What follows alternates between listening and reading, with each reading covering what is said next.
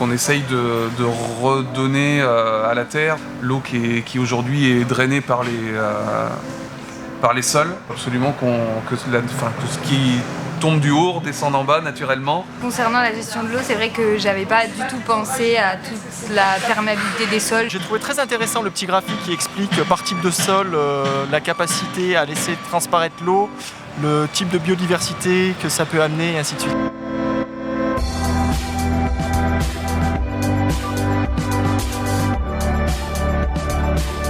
Le programme Sous le bitume l'océan a pour objectif de réduire les transferts de pollution vers l'océan et a été une réponse de l'ONG à l'appel à initiative de l'Agence de l'eau Loire-Bretagne sur la désimperméabilisation des sols urbains. Le programme a été lauréat, ce qui permet aujourd'hui d'apporter 50% de subventions à tous les acteurs, particuliers, collectivités, entreprises qui s'engagent dans le dispositif. Alstom, c'est la première entreprise avec laquelle l'ONG travaille. Donc, il y a plusieurs objectifs. Le premier pour nous, c'est désimperméabiliser, infiltrer l'eau. Mais une fois qu'on désimperméabilise, qu'est-ce qu'on fait de ces sols? Donc l'objectif ici, c'est de proposer aussi une revégétalisation, des usages plus qualitatifs pour les salariés.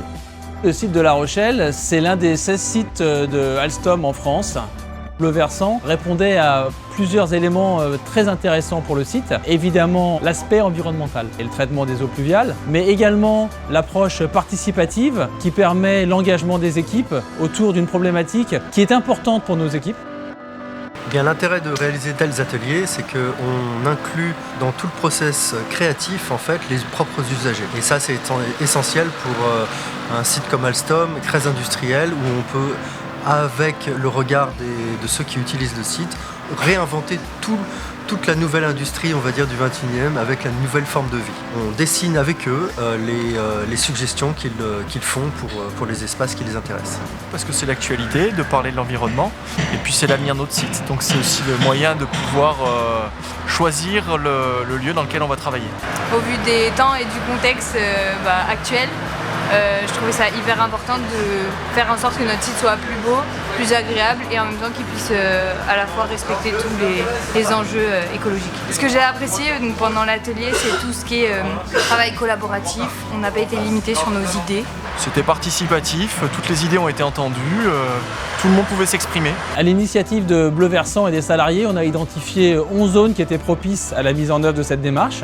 On a capté l'ensemble des idées. Bleu Versant est revenu ensuite vers nous avec des propositions et on va les mettre progressivement en œuvre à compter du printemps 2023. Aujourd'hui, on est dans un climat un peu d'éco-anxiété. On voit tous les impacts du changement climatique, les sécheresses régulières et de voir que sur des entreprises comme celle-ci, assez importantes, on peut véritablement agir. Il y a une forme d'espérance, quelque part, de résilience collective qui naît et c'est vraiment enthousiasmant.